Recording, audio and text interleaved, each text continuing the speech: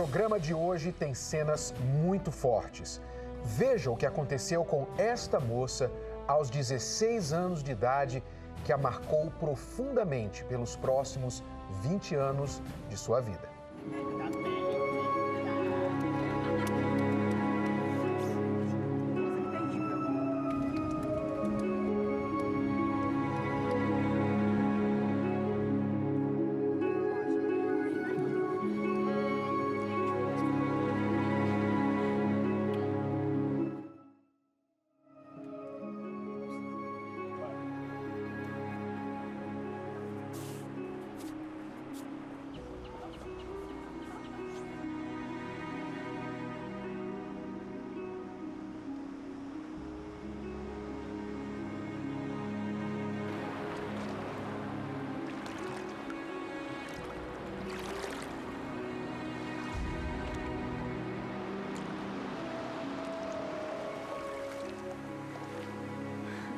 Que susto!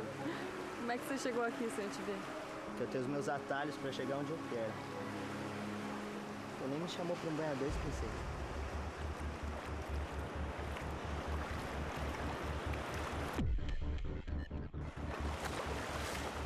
Me solta. Pô, posso ser mais carinhoso com você, princesa. Me solta. Não.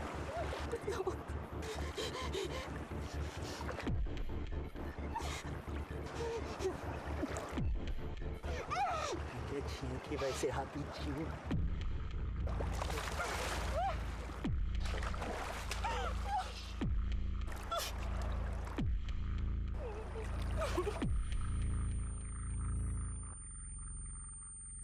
Como se não bastasse o que já tinha acontecido, alguns anos mais tarde, agora já casada e mãe, ela passa por outra situação de extrema violência. Acompanhe.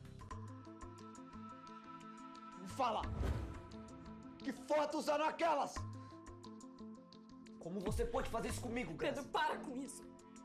Por favor, abaixa essa arma. Não é nada do que você tá pensando. Isso foi um presente antigo de um amigo. Por favor, abaixa essa Cala a boca! Cala a boca! Você pensa que eu sou otário? Pai, abre aqui, pai. O que está acontecendo? As crianças estão aí fora. Para com isso. Pedro, me escuta. Para com isso. Para com isso. Você vai acabar fazendo uma besteira. Abaixa essa arma. Abaixa a arma. Eu vou fazer isso porque eu te amo, Grace. Porque eu te amo. Mas em compensação, você vai levar essa culpa pro resto da sua vida.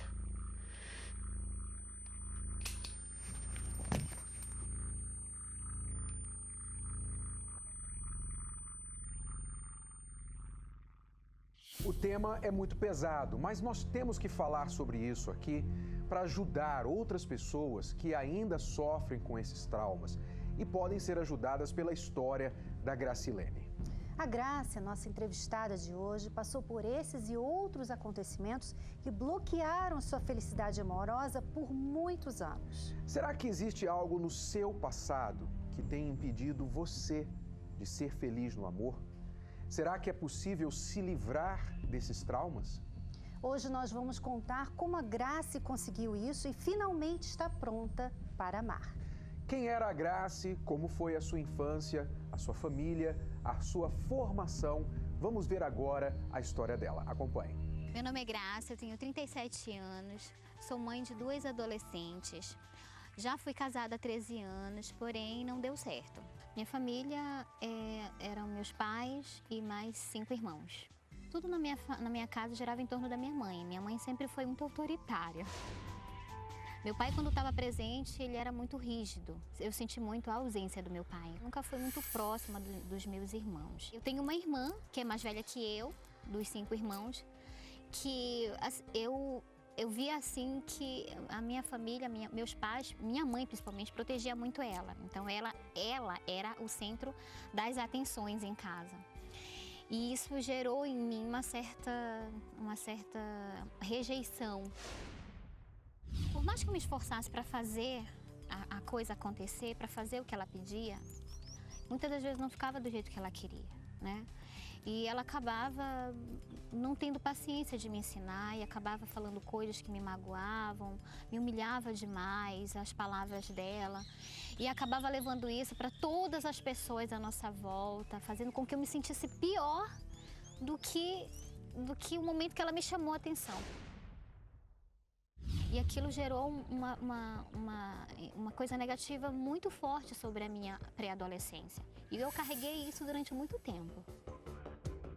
Quando eu completei 16 anos, aconteceu um fato na minha vida que mudou a trajetória da minha vida inteira até o momento que eu realmente consegui me livrar daqueles fantasmas.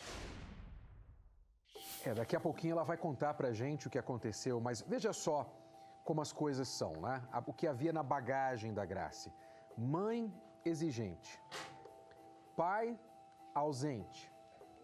A irmã era a favorita da mãe. Quer dizer, aí você começa a entender por que muitas pessoas já são programadas desde a infância para fracassar no amor e na vida inteira, né? E todo mundo tem um passado que é impossível se livrar, mas você pode entender seu passado e como ele influencia o seu presente. E pode aprender a deixar de ser vítima dele. Foi o que a Grace aprendeu, mas até chegar a isso, sofreu muito porque não sabia como dominar aqueles traumas que ela sofreu.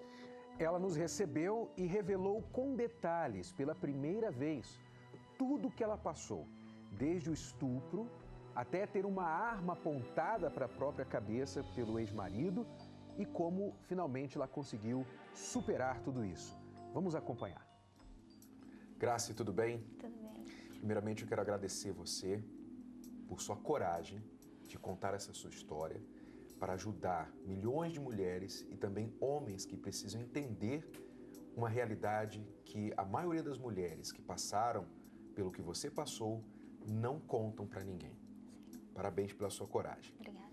Vamos começar então, Grace, com este evento na sua vida, aos seus 16 anos de idade, que marcou para sempre e mudou a sua vida para pior. O que aconteceu naquele dia? Bom, aquele dia foi o divisor de águas da minha vida, né? Como toda adolescente, eu tinha sonhos que iam desde de um namoro saudável até um casamento de verdade. E naquele dia, realmente, a história mudou totalmente para mim. Naquele dia houve a mudança da Grace menina, uma Grace mulher totalmente, de uma forma muito bruta e muito, na própria expressão do ato, violento, né? Houve essa transformação, essa mudança para pior. Você tentou se matar logo depois que aconteceu isso? Sim, logo depois, quando eu percebi a realidade do que eu estava vivendo, do que tinha acabado de acontecer, eu realmente tentei, logo em seguida, eu tentei, no mesmo local, eu tentei me matar. Alguém me ajuda! Alguém me ajuda! Ela está se afogando!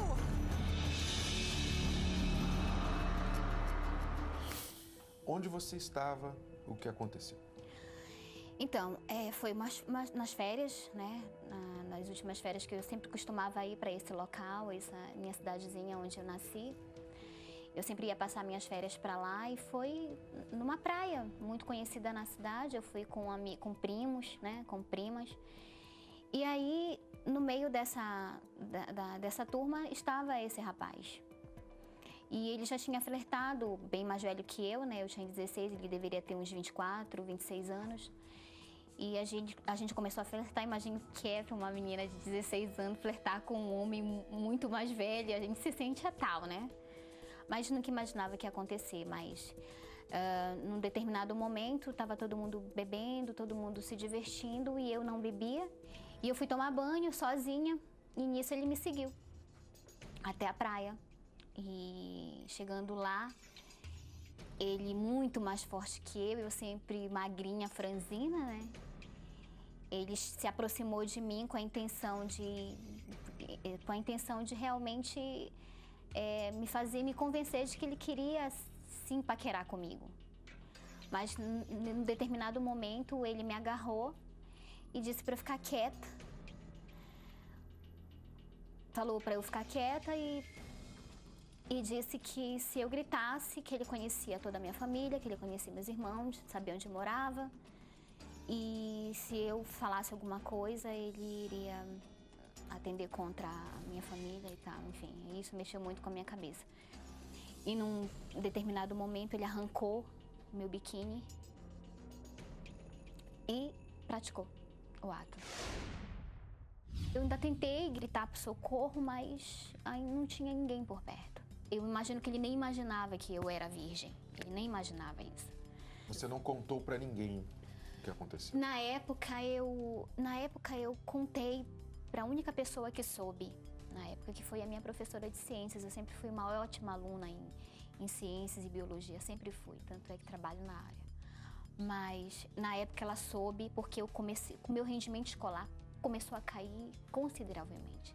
Então você guardou isso e essa ferida dentro de você, esse segredo, não foi curado, obviamente. Então, qual foi a consequência dessa história guardada dentro de você?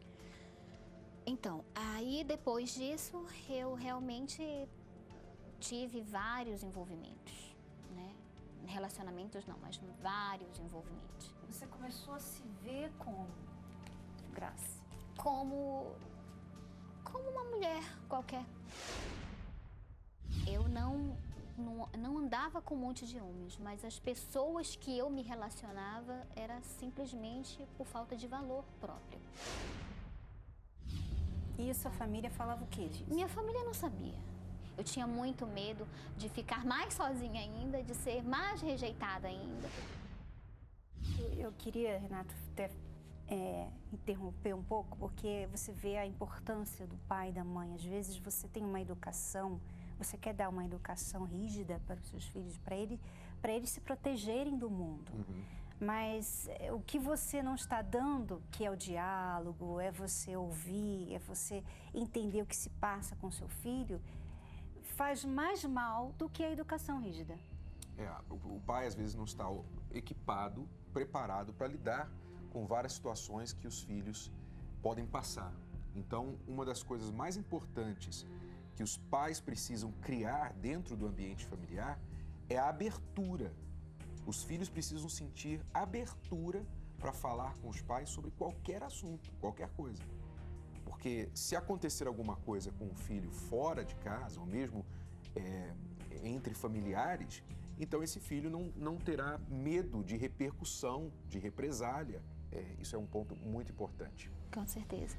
Então, você seguiu este caminho. Agora, o meu valor está no meu corpo, né? Se os homens me querem pelo meu corpo, então eu vou usar isso. Foi mais ou menos essa mentalidade. Então, por isso você se envolveu com uma pessoa também bem cedo e acabou indo morar com essa pessoa. Sim. Então, aos meus 17 anos, eu conheci o pai das minhas filhas, né? Que foi uma pessoa com quem eu vivi 13 anos da minha vida. E como eu pensava assim, eu disse, puxa, na época que eu conheci, eu imaginava assim, alguém me quis. E toda a responsabilidade, assim, de tudo que eu não tive durante a minha adolescência, eu acabei jogando a responsabilidade sobre ele, né? Mas o segredo continuou com você? Ele não sabia o que tinha acontecido? Não, ele não sabia. Tanto é que nos 18 primeiros anos da nossa vida, foi uma coisa mais tranquila, porque assim, eu decidi realmente me dedicar àquele homem. Como eu imaginava e sonhei para mim a minha vida inteira. Só que depois de algum tempo, aí a verdade quis ressurgir. Uma coisa também importante falar, Grace, porque você falou anteriormente que você se via como uma mulher qualquer. Qualquer. Né? Então, você se comportava como uma mulher qualquer. Quando alguém deu um pouquinho de atenção para você, você então acreditou que, alguém me vê não como uma mulher qualquer. Sim. Então, você começou a tirar o seu valor da forma como ele te tratava. Mas você não mudou a sua forma de se enxergar. Você ainda se via como uma mulher qualquer que dependia dele para ser valorizada. Isso mesmo, exatamente isso. Então, assim, na época ele tinha acabado de passar no vestibular, né? Ele tinha acabado de passar no vestibular. E imagine só, uma menina que veio de uma comunidade, né? Meu pai, foi sonho do meu pai. Quando a gente começou a namorar, aquilo ali foi como se tivesse sido um achado para minha família. Que olha, ela tá namorando um cara que tá fazendo faculdade, vai dar um futuro para ela, né? Ela vai ter uma oportunidade que ela não teria se ela permanecesse aqui. Então, ele foi visto realmente como, não só por mim, um herói, mas pela minha família também como o herói, o salvador da pátria, na realidade. Essa foi a situação. E eu acabei, esse complexo que eu tinha acabou sendo elevado pelo fato de eu não ter estudo na época. Você contou pra gente que a sua mãe também, você cresceu ouvindo da sua mãe uma certa comparação entre você e a sua irmã. E a minha irmã. Isso também veio da minha infância, porque eu era pequena, eu escutava a minha mãe falando, tua irmã é melhor que você, né? Ela faz as coisas melhor que você, mais empenhada que você. Então, assim, eu não tive aquela coisa assim, senta aqui e aprende. Não, eu tinha que aprender sozinha. Mas eu sempre escutava isso da minha mãe. Isso acaba tendo influências muito negativas sobre a vida da gente. Que ainda fez mais importante, mais valioso para você o fato de este rapaz agora querer você. Sim. Né? Quer dizer, uma pessoa estudada, uma pessoa que te dá um futuro, então eu tenho alguém que me olha de uma outra forma. Uhum. E como você se entregou para esse relacionamento? A gente se conheceu e logo em seguida nós já começamos a ter uma vida sexual ativa, né? E muitas das vezes, todas as vezes que a gente dizia que ia sair pro cinema, a gente ia direto para casa dele e já começou um período muito rápido, assim, a gente começou a ter uma vida sexual muito rápido. E assim, eu digo assim, eu não sei por que eu não engravidei antes. Eu levei 10 meses para engravidar e eu engravidei de propósito, para sair de casa. Aí você foi fazer o quê? Você foi morar com ele? Aí a gente foi morar junto. Aí começou a segunda parte do inferno. Até ali não era um inferno? Até ali... A relação de vocês como é que era?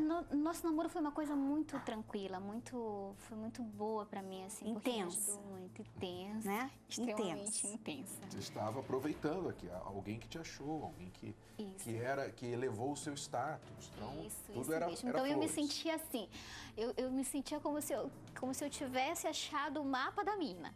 Né? Porque assim, nossa, eu tô namorando um homem que daqui a pouco vai estar formado, né? Ninguém mais vai falar coisas de mim, né? Todo mundo dizia que eu ia me envolver com marginal. Depois de 5 meses de gestação, a mãe dele não queria aceitar a minha gravidez.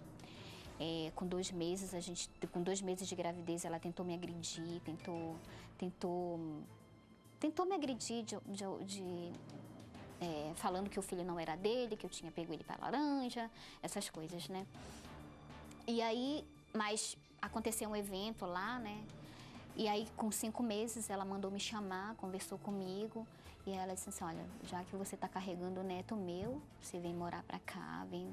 E eu senti assim como se eu tivesse ganhado uma segunda mãe, né? E que, na realidade, foi difícil. Por que foi um inferno, assim, quando você foi morar junto com ele? Você foi morar junto com a sua sogra, né, na casa da sua sogra. Por que isso foi um inferno para você? Porque, assim, a família dele nunca me aceitou. Justamente por causa disso, né? Porque ele era sempre melhor do que eu.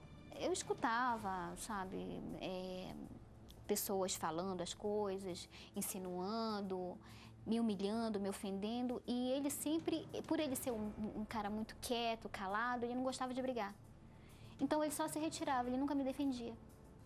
E aquilo para mim era o fim, porque eu dizia assim, poxa, você não consegue respeitar, não consegue fazer as pessoas respeitarem a tua mulher, como é que você quer viver do meu lado se você não consegue nem me defender? Havia uma frase que você ouviu uma vez, ou foi várias vezes, da sua sogra? Sim, eu estava grávida de 7 meses da Ana Clara, da minha segunda filha. E ela chegou para mim e para ele, a gente estava na sala, ela falou assim para ele, você é tão metido a coisa boa, tão inteligente, e foi se envolver com uma mulher que semi-analfabeta. Entendeu? Sempre... E você reagia como com a sua sogra? Você brigava com ela? Não, eu preferia guardar pra mim, eu me trancava no quarto e chorava. E ele achava o quê? Que você estava criando caso, que a mãe dele era assim mesmo, você tinha que aceitar, é isso? E isso mesmo, ele falava assim, não liga, finge que você não tá nem ouvindo. Quer dizer, o que a gente está entendendo, então, da história da Graça aqui, é que as pessoas precisam entender como que certos eventos ao longo da vida de uma pessoa podem fragilizar o interior, o psicológico, o emocional, a autoestima de uma pessoa a tal ponto que a vida amorosa dela fica comprometida. Ela nunca vai conseguir, até que isso seja resolvido dentro dela, de fato ser feliz no amor. Como no caso da Graça, o estupro que ela sofreu aos 16 anos e depois de ter se casado com uma pessoa que aparentemente elevava o seu status, aparentemente a valorizou, e provavelmente foi isso que aconteceu, ele a valorizou, ele não a olhou pelo seu diploma ou a falta de diploma, mas foi resistida pela própria família dele. Então aquilo foi massacrando ela ainda por dentro, ainda mais, e refletindo então no seu comportamento e comprometendo a felicidade amorosa. Era o seu caso, né, Graça? Você teve problemas nesse casamento porque você trazia na sua bagagem uma Graça que não prestava, vamos dizer assim. Você não se via, não se dava valor, você achava que o seu valor estava no seu marido. E quando ele não a defendia diante das outras pessoas, ele estava a desvalorizando. Isso mesmo. Então, o problema, na verdade, não eram as humilhações da sogra ou das outras pessoas da família.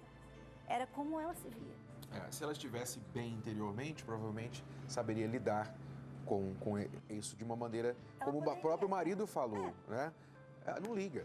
Ela poderia ter, você poderia ter falado isso, mas não era tão simples assim. Não, era para mim não. Você. Para mim não. Era sempre uma agressão mesmo. Então, você se sentindo dessa forma, ainda desvalorizada apesar do seu casamento, aquela ferida mal curada dentro de você, como que isso refletiu no seu casamento? Você disse que os primeiros 8 anos foram mais ou menos, ou tranquilos. O que aconteceu aos 8 anos? Como que a coisa começou a degringolar?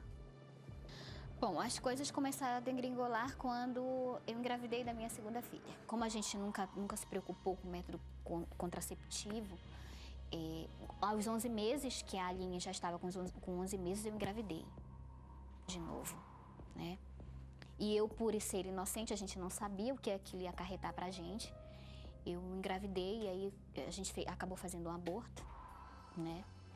Aborto esse que quase custou a minha vida, né? Eu passei uma semana internada com vários problemas eu tive depois desse aborto que eu fiz, né? Mas a gente fez com a intenção de não levar mais problemas para os pais dele, porque a gente dependia deles, né? E aí, pouco tempo depois, eu tive um problema de ovário por conta dessa infecção que eu tive nesse aborto. Eu tive que fazer a retirada de um ovário. E um mês depois da retirada desse ovário, eu engravidei da Ana Clara. Então, eu tive problemas físicos e problemas extremamente psicológicos, porque a minha gravidez inteira, ele me abandonou. Ele disse, não podemos ter um filho agora. Eu disse, eu não vou fazer aquilo de novo, eu não acredito que você está falando. Se você estiver dizendo isso, eu pego as minhas coisas e vou embora. Você nunca mais vai ver nenhum dos dois.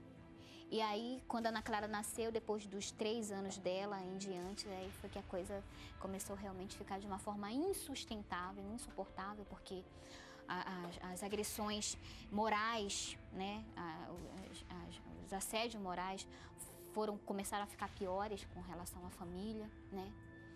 E foi uma coisa assim que foi me diminuindo muito mais, porque eu disse, agora foi, né? Porque agora com 2 filhas, sem condições nenhuma, né? Eu sendo dona de casa, porque ele não queria que eu saísse de casa para trabalhar.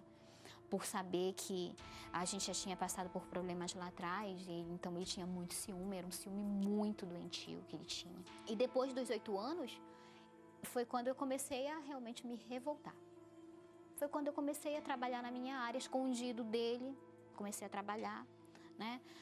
E aí foi quando ele realmente foi me deixando de mão, a gente foi se deixando, se largando, foi deixando o relacionamento, foi deixando. Nos separamos da segunda vez, eu já estava com a Ana Clara, já estava comigo já, a gente já tinha se separado pela segunda vez. E foi aí que eu realmente disse não. Aí a gente voltou, só que eu já voltei totalmente diferente. Eu disse, eu não quero mais saber de cuidar de marido, eu não quero saber de cuidar de casa, eu não quero saber de nada. Agora vai ser eu, primeiro lugar eu, segundo lugar eu, terceiro lugar eu, quarto lugar eu. E junto comigo as minhas filhas. Comecei cheia de lado mesmo. Foi antes ou depois dessa separação que houve a traição? Da minha parte, foi depois dessa separação. Depois dessa separação. Conta pra gente como chegou ao ponto da traição. Então, eu já estava cansada daquela vida. Eu cheguei a me envolver com uma outra pessoa. Ele pegou no computador essa conversa que eu tive, né? Que eu tive com essa pessoa. E aquilo ali, assim, foi o fim para nós, porque foi naquela época que ele realmente se revoltou. Foi um lado dele que eu passei a conhecer que eu não conhecia. E eu me senti também no direito de... Me senti no direito de ter a minha vida, mas eu queria estar com ele. Interessante, Renato, porque você contando essa parte da história, a gente também pode ver o perfil do seu ex, né? Porque por que ele gostou tanto de você ao ponto de te levar para casa e aturar a mãe? Por quê? Porque ele gostava de se sentir o sol do seu planeta. Ele gostava dessa atenção toda, de ser a razão da sua vida, né? Ele também se alimentava disso. Quer dizer, do mesmo lado que você se alimentava do valor que ele te dava, ele se alimentava do valor que ele recebia de você. Sim. Né?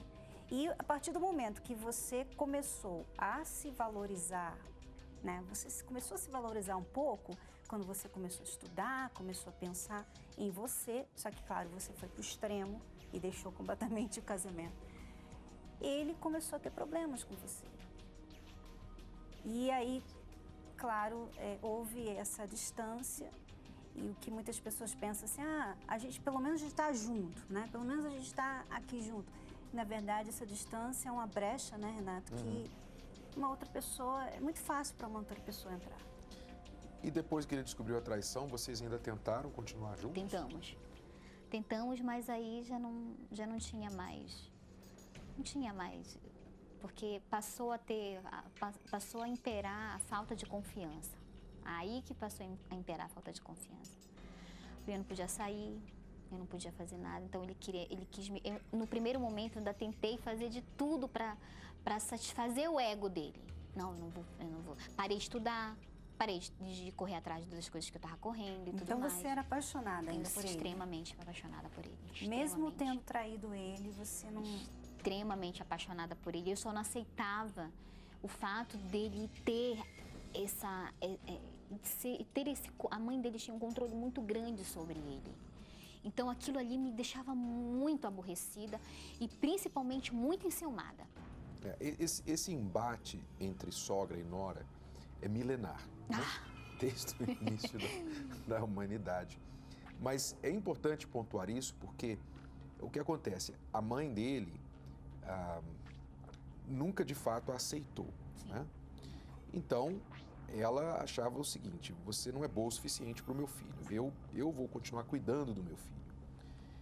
Por sua vez, você tampouco, ou por não ter tido espaço, oportunidade, não ter sido dado esse espaço, ou pela própria inexperiência, os problemas pessoais, você nunca ocupou o lugar de esposa, o que naturalmente deve acontecer, que a esposa deve assumir o lugar da mãe na vida do marido, né? Que ele agora vai ter na esposa uma espécie de mãe, uma substituta da mãe. E as duas, sogra e nora, devem se unir e não se digladiar para competir pela atenção da mesma pessoa. Mas isso nunca aconteceu, né? Ela nunca permitiu. Ela nunca permitiu e você nunca conseguiu assumir esse lugar. Então, obviamente, fica um problema. E eu estou falando isso para você em casa, talvez você está passando por isso, talvez você, marido, a sua esposa, tenha uma briga, desde que vocês se conheceram, que nunca acaba, nunca finda com a sua mãe, com a sogra dela.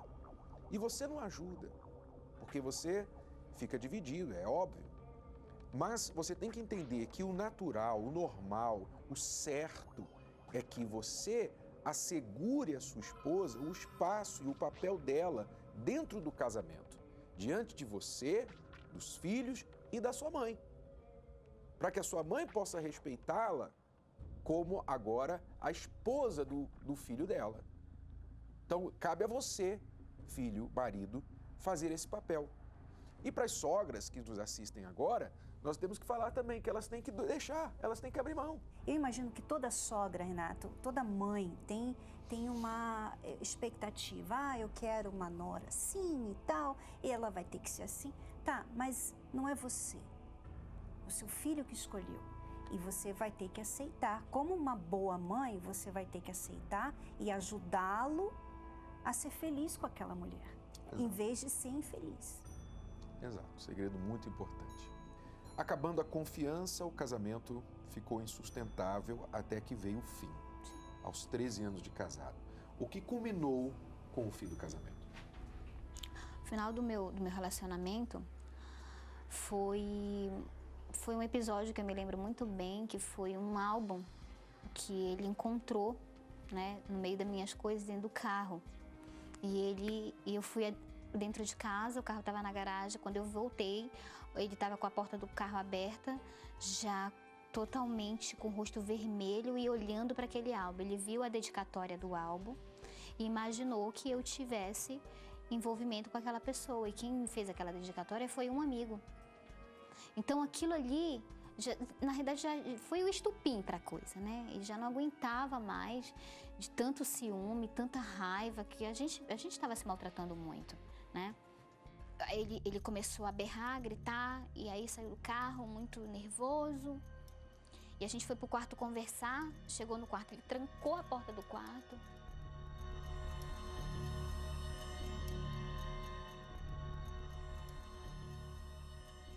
E aí a Aline começou a esmurrar a porta do quarto, a minha mais velha. Aí ela começou a gritar, pai, não faz nada com a mamãe. E nessa época o irmão dele tinha pedido para ele guardar uma pistola no quarto. Aí ele subiu na cama, pegou a pistola de cima do guarda-roupa, engatilhou.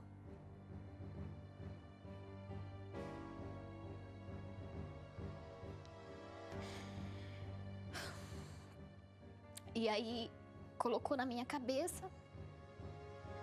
Depois ele olhou pra mim e falou, eu não vou fazer isso com você. Mas em compensação você vai levar pro resto da sua vida essa culpa. Colocou na cabeça dele. Quando ele disparou a arma, não saiu a bala. Eu apaguei. Eu desmaiei. Não vi mais nada. Eu me lembro que eu tava muito nervosa, só me lembro da Aline tá espancando a porta do quarto. E aí eu apaguei, desmaiei, não vi mais nada. Meu pai se trancou no quarto com a minha mãe e eles começaram a discutir muito alto, então eu fiquei bastante assustada porque eu soube que ele estava armado e que ele ameaçava minha mãe, só pedia pra eu parar e eu batia desesperadamente na porta pra eles abrirem porque eu tava desesperada.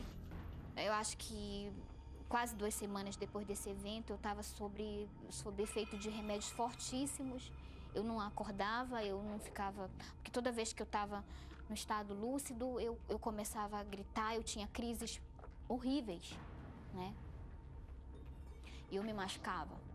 Depois da briga que ela teve com ele, eu encontrei ela muito mal, em cima de uma cama, sem falar, sem comer, sem beber. No dia que eu saí daquela casa, nunca mais eu voltei. Foi assim que acabou o casamento da Grace, né? E aí, a partir daquele momento, ela teve de se recuperar, primeiro fisicamente, depois emocionalmente, e não foi nada fácil. Mas depois do fim do casamento vieram outras decepções amorosas, porque os traumas dela não haviam sido curados. Então, como ela poderia continuar em uma outra relação e ser feliz? Porque agora tinha mais trauma em cima daquele que já havia lá no passado, o estupro. Então, como que ela superou tudo isso? Você vai saber no próximo bloco. Não saia daí.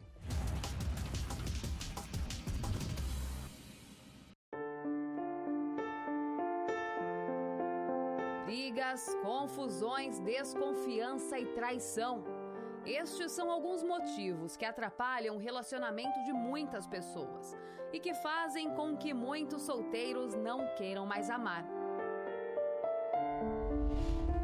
Existem muitas lições capazes de trazer a confiança de volta para a sua vida amorosa. Você tem que se conhecer para ter sucesso no amor e na vida. Você, sem se conhecer, você acaba adotando comportamentos que vão sabotando as chances de você ser feliz e que vão irritando o teu parceiro, causando problemas no teu casamento. Você não vai mudar o seu temperamento, mas você pode desenvolver estratégias para lidar com aquilo. Ao contrário dele, do meu marido, ele sempre foi mais calmo, mais tolerante, né? Mais passivo. Eu já era totalmente o oposto. Como eu vim de um casamento perturbado, então eu já cheguei, tipo assim, mostrando as garras mesmo, né? Então, pra mim, isso tá me ajudando nisso. Eu me tornei mais calma, mais tranquila, eu sei ouvir mais, coisa que eu não sabia, né? Então, nesse ponto, me ajudou muito, muito, muito. Desacreditados do amor, os dois se conheceram e logo vieram participar da terapia do amor, responsável por uma mudança completa em suas vidas. Primeiro de tudo, o Renato, né? Passou essa mensagem pra gente hoje, é a cumplicidade, é o respeito, é a paciência, é a tolerância, né? E é justamente servir um ao outro. A gente está aprimorando cada vez mais e que nós não estamos errando. Por exemplo, eu em 34 anos eu nem tirava o prato da minha mesa, não cozinhava, e hoje quem cozinha, quem ajuda ela nos afazeres da casa, sou eu. Eu não casei com ela para ter uma mãe. Eu casei com ela para ter uma esposa. Então eu acho que nada mais justo e correto para que nós dividíssemos, né, as tarefas. E isso que foi falado hoje na palestra com o Renato e com a Cristiane, que precisamos fazer isso, então vamos fazer juntos. Vamos fazer isso, o espírito de amizade, não só um espírito de homem e mulher. Não, eu acho que tem que ter um espírito de amizade, de amigos. São estas descobertas que tornam casais e solteiros mais inteligentes e dispostos a lutarem por suas vidas. Eu era insegura, procurava felicidade em festa, com outras pessoas erradas. Eu achava que indo pra festa ia preencher o vazio, aquela insegurança, a ansiedade de ter uma pessoa do meu lado. Sempre foi frustrante. Quando eu descobria que eles bebiam ou andavam com outras mulheres além de mim, e isso foi me destruindo cada vez mais. Um erro gravíssimo era que eu ia procurar qualquer pessoa, não procurava conhecer, saber de onde vinha, quem era a família. Isso, eu errava bastante nisso, porque eu só arrumava pessoas erradas, pessoas que não dava certo mesmo. Me cuido, eu me amo em primeiro lugar e me cuido para poder cuidar de uma pessoa. E sim, acredito que eu estou sim preparada para um relacionamento. A gente já acompanha o casal, né, pela televisão e já há algum tempo a gente já comentou de vir e tudo, só que vamos deixando. Agora a gente está de férias, a gente, né, quis agendar e aproveitar para conhecer. Você acaba pegando muitos exemplos, né? Estamos saindo daqui bem mais revigorado, com força para praticar as coisas que a gente ouviu. Você guarda um pensamento errado sobre essa pessoa com quem você casou. Talvez vocês casaram por motivos errados. Vocês se casaram porque ela estava grávida. Você casou com ela porque ela estava grávida. Tá bom. Tudo bem. Mas o que você vai fazer a partir de agora? Vocês erraram lá atrás. Quem não errou? Nós erramos lá atrás. Todo mundo erra.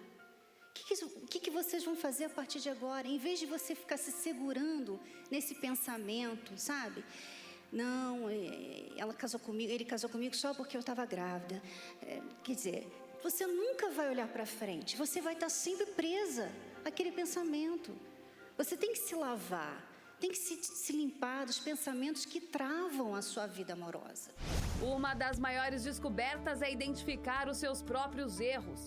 Quem participa das palestras garante: cada aprendizado é uma nova mudança. Uma vez colocando em prática, a gente acaba tendo um casamento diferenciado do que é ensinado, a sociedade ensina hoje. A vinda na palestra, ela ajuda a gente a ter um relacionamento melhor, ela ajuda a gente entender, compreender o nosso companheiro.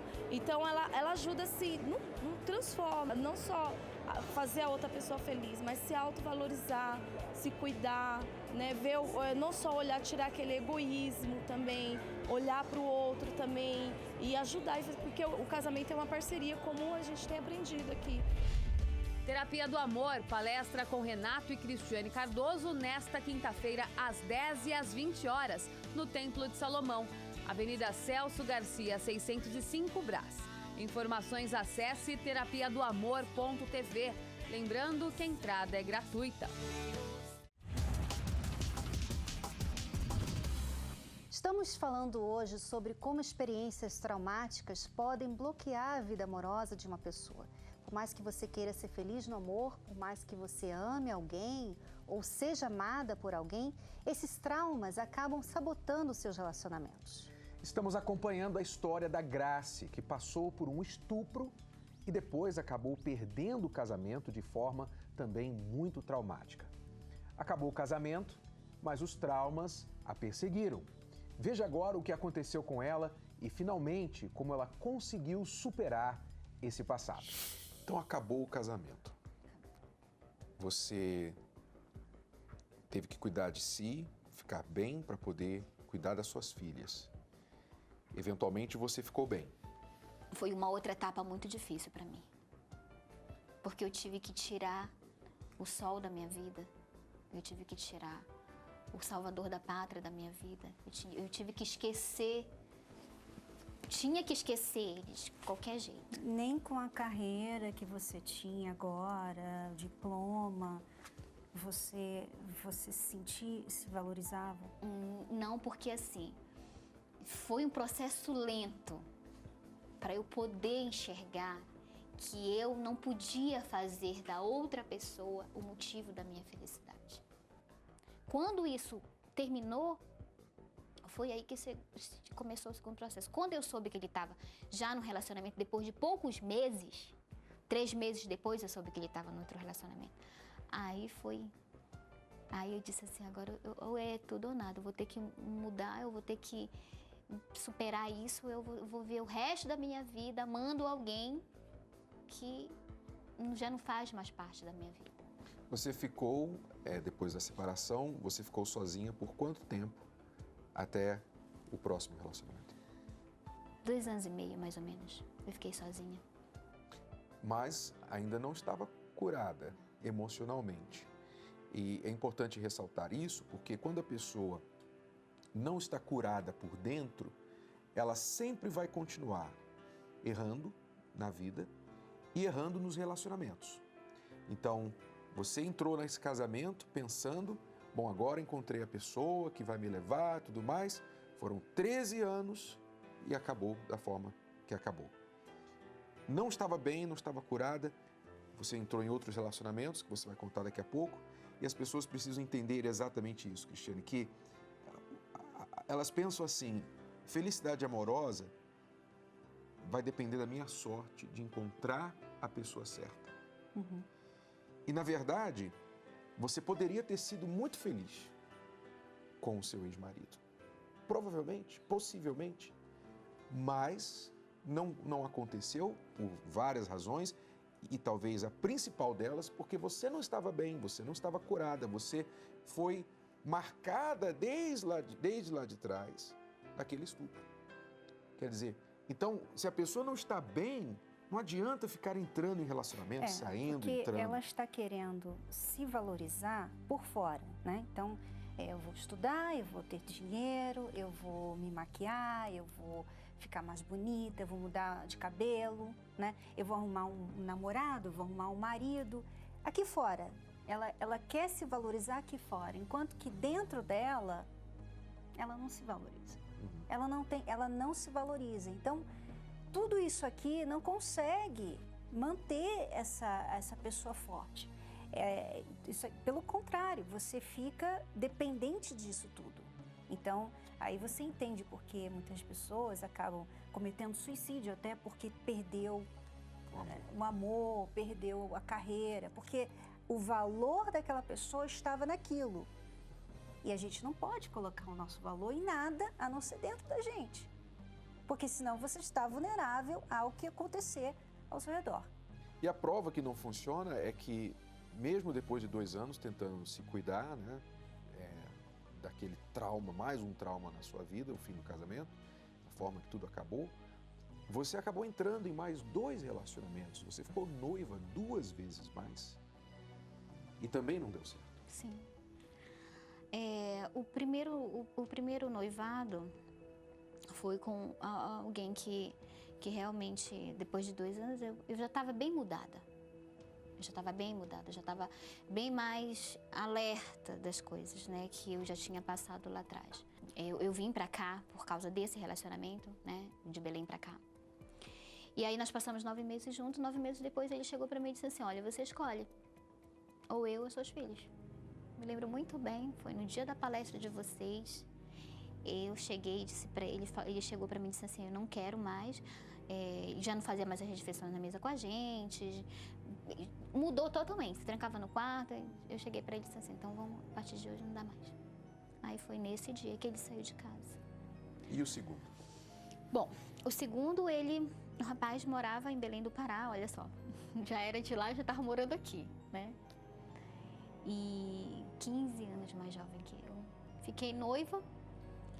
E aí, com tudo comprado, alianças, vestido, tudo encomendado, pouco tempo depois, acho que uns meses depois, 2 meses antes do casamento, eu tive que terminar, porque ele não queria abrir mão da vida dele lá em Belém para vir para cá, poder começar uma vida aqui. Eu disse: não vai dar certo isso. E para ele vir com dúvida, não vai. E nesse tempo todo que você teve esses 2 noivados, você estava vindo nas palestras? Então, eu comecei a vir de verdade nas palestras quando eu comecei esse relacionamento, esse segundo noivado.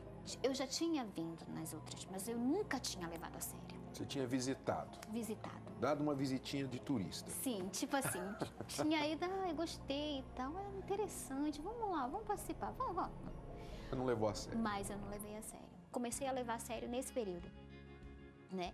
Tanto é que quando eu me distanciei dele, não houve nenhum trauma. Não houve, porque naquele momento ali havia caído a ficha. Foi naquele momento que eu percebi que eu estava curada. Porque quando eu terminei, eu disse, foi a primeira vez que eu fiz alguma coisa coerente na minha vida. Quer dizer, finalmente, vindo às nossas palestras, você entendeu que aquele relacionamento não ia dar certo. Que, mais uma vez, por questão de carência, por questão de um sonho não realizado, por várias questões emocionais, afetivas, você iria escolher alguém errado num relacionamento. Iria sofrer de novo. Quando começou as crises, quando a gente já estava com 1 ano junto, começaram as crises, né? A gente começou a ter certos desentendimentos, porque ele começou a dizer, não sei se eu estou preparado. Aí começou a primeira crise, aquilo já me deixou em estado de alerta. Quando foi na segunda crise, eu já estava... Peraí, vou parar aqui, vou parar para pensar o que está acontecendo. Se acontecer mais uma vez, eu mesmo vou terminar. Você ficou sabendo das nossas palestras como? Através do rádio. E, inicialmente, você logo quis vir ou houve alguma resistência? Não, eu resisti bastante. Principalmente porque eu sabia que o que eu ia escutar eu não ia gostar. É isso mesmo. Porque você, então, tinha noção de que você estava errada. Eu estava errada. Eu sabia que eu estava errada. Eu só não queria enxergar isso. Mas aí, depois que eu comecei a ir às palestras, eu disse, não, eu preciso me transformar numa outra pessoa. Eu comecei a fazer a palestra por mim. Porque eu disse assim, bom, se eu sei que eu estou errada e eu sei que eu preciso mudar, então essa mudança tem que começar em mim primeiro. Eu não queria mais aquela ansiedade, eu não queria mais aquela coisa de, eu não tô solteira, mas também não tô sozinha. Entendeu? Eu não queria mais aquilo para mim. Então eu comecei a mudar, indo às palestras, a minha cabeça começou a mudar. Eu já estava mais madura, mas eu precisava de alguma coisa que me desse certeza de que eu não ia fraquejar de novo, que eu ia passar por tudo aquilo outra vez. Quando eu comecei a ouvir o que vocês falavam, eu comecei a praticar. Então, eu comecei a me transformar nessa pessoa. E aí foi quando eu comecei a desenvolver a habilidade de ler o livro. Eu tinha aquele livro guardado, já tinha 6 meses. Eu disse, uma hora eu vou ler. E já estou na minha 3ª leitura do livro. E todas as vezes que eu leio o livro, A Mulher Vê, eu realmente me certifico de que eu realmente me tornei aquela mulher. Mas não perdi aquela vontade de ter um marido, cuidar de casa, essas coisas. Que eu aprendi com a minha mãe. Mas hoje você tem essa visão totalmente diferente, né? Hoje você está bem. Conte pra gente o que nas palestras, quais foram os pontos principais, situações, coisas que você ouviu, aprendeu, que fizeram essa mudança, ajudou você a se tornar uma nova mulher? Frases-chave. Essa foi a questão, assim. Todas as vezes quando a Cristiane falava, eu prestava muito bem atenção, então eu anotava tudo. Até cheguei a comentar, né, que na porta do meu guarda-roupa eu tinha as frases que ela falava. Eu anotava as frases e grudava lá. Todo dia de manhã, quando eu ia tomar banho, que eu ia abrir o meu closet para me secar, para me vestir, eu olhava lá, tava lá, sempre uma frase. Toda semana, aquela frase ali para mim era a minha semana. Foi aquela frase que você falou do amar a si mesmo, do se amar, né, de você se ver diferente, se ver uma mulher diferente. Aquela frase mudou a minha vida. Aquilo ali foi a frase âncora para me tornar a pessoa que eu me tornei. E eu imagino, Grace, que você repetir essa frase para as pessoas que estão nos assistindo, elas vão falar assim, é bonita a frase, puxa, forte, muito forte, mas como? Como na prática, como eu vou me amar, como eu vou mudar esse interior? Eu sei que eu preciso me amar, mas eu não consigo me amar, né? E é aí que está o diferencial das palestras, porque você não só ouve o que você precisa ouvir, mas você também recebe força para praticar aquilo. Né? As pessoas sempre falam, né, eu imagino que você deve ter a sua própria experiência para contar sobre isso, mas as pessoas que vêm às nossas palestras, elas têm uma ajuda extra do que elas assistem na televisão, porque quando elas entram ali, naquele local que nós costumamos dizer, o Templo de Salomão, tem uma energia especial, diferente, não desprezando outros lugares, mas ali há um lugar, há uma energia especial naquele lugar e quem já esteve comprova, não somos nós que estamos falando isso apenas. Quando a pessoa entra ali com essa visão, com esse entendimento, ela ouve as palavras que ela precisa ouvir. Mas muitas vezes, apesar de gostar, de saber que elas estão certas, a pessoa só ouvir as palavras não vai saber praticar, não vai saber colocar aquilo na prática na sua vida. Mas ali na palestra, a pessoa recebe a força, a energia. No momento que você chega nas palestras, você entende aquilo ali como se fosse realmente um modo de vida. Você tem que absorver, praticar, mas você tem que viver aquilo. Não é simplesmente você chegar lá, ouvir, praticar de qualquer jeito. Não, você tem que se vestir da proposta da terapia. E foi isso que eu fiz. Porque a partir do momento que eu deixei de sentar ali para esquentar banco, que eu cheguei ali, no dia que eu cheguei ali, que eu disse, a partir de hoje eu chego aqui para mudar a minha vida. Eu sentei ali e fiquei atenta a tudo que eu estava ouvindo, tudo eu anotei. E eu disse assim, quando eu cheguei em casa de noite, eu sentei e disse assim, agora eu vou revisar isso aqui. Mas como é que eu posso aplicar isso aqui no meu dia a dia? Então eu fui criando mecanismos e vão aparecer, interessante é que vão aparecendo situações e que você vai dando perfeitamente para você encaixar o que você ouviu ali de acordo com aquele fato que aconteceu ali naquele dia. E é uma coisa tão boa, porque quando a gente percebe que uma etapa daquela você conseguiu superar, você diz assim, puxa, então eu tô indo no caminho certo, e isso te motiva a você frequentar mais, a você participar mais das terapias, e aquilo ali só vai te engrandecendo, você só vai acrescentando cada vez mais. Uma hora você tá dentro do casulo. Quando você menos percebe, você já saiu e se transformou numa borboleta linda. E você nem precisou apagar o seu passado. Você ainda tem o seu passado, você está contando para as pessoas. Quer dizer, as pessoas às vezes pensam assim, nunca mais eu vou poder ser uma pessoa feliz, porque olha o que aconteceu comigo até aqui. Mas você não, você está falando aí que tudo que você já passou e hoje você é feliz. E você não está nem em um casamento. Não. E você é feliz. Eu sou. É assim, o bom disso é que eu acordo todos os dias com o mesmo entusiasmo de viver, sabe? Eu acredito que hoje eu posso dizer que hoje eu tenho uma felicidade que não depende do meu meio, mas ela tá dentro de mim, ela tá vivendo comigo, ela acorda comigo, ela dorme comigo, sabe? A minha vida é uma vida muito tranquila. Eu tenho meu trabalho, tenho meu consultório, eu tenho a minha casa, né? Eu faço os meus cursos na semana, quando eu me proponho a fazer. Mas assim, a minha felicidade está em eu chegar na minha casa, pegar o livro, deitar na minha cama e ler. Hoje eu estou num relacionamento comigo, hoje eu me namoro, hoje eu amo me observar, eu amo a minha companhia. Eu vejo a minha filha uma nova mulher, feliz, alegre, ela fala comigo e eu vejo a segurança dela sim, que ela fala mesmo segura. O meu relacionamento com ela cada vez fica melhor, porque ela tá sendo tão forte, ela me liga, me dá conselho, ela sempre cuida de mim mesmo de longe, então com certeza é a mulher que eu quero me inspirar para ser quando eu estiver maior. Eu sou prova viva e testemunha viva de que realmente existe uma saída e uma cura que ela está ao alcance de todos. Basta procurar e fazer direitinho, seguir as orientações, principalmente da terapia, que foi aonde me ajudou a me curar e me transformar nessa mulher que hoje eu sou.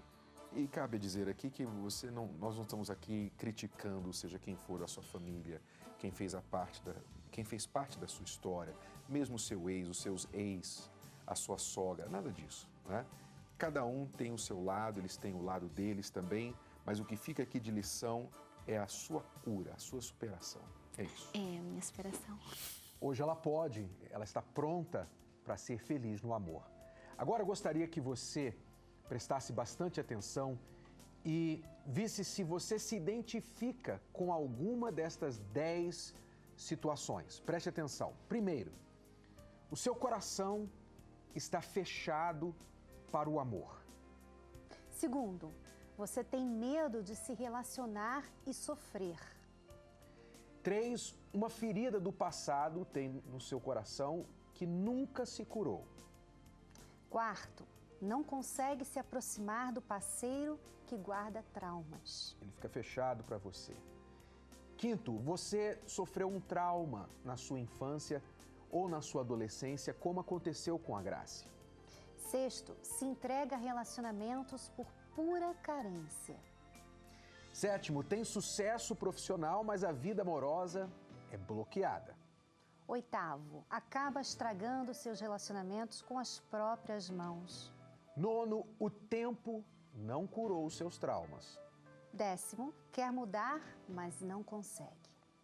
Nós vamos ajudar você, assim como nós ajudamos a Grace.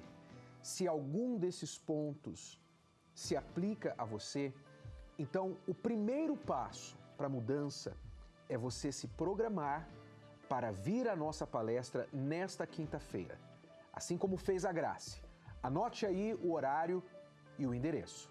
Quinta-feira, às 10 horas da manhã ou às 20 horas, no Templo de Salomão, na Avenida Celso Garcia, 605, a 5 minutos da Marginal Tietê. É tudo gratuito, com amplo estacionamento e creche para os seus filhos pequenos. Eu garanto a você que se você vier e seguir o que nós vamos falar, como a Grace fez, então você vai curar esse problema, você vai mudar a sua situação presente, que está acontecendo por causa do passado mal resolvido.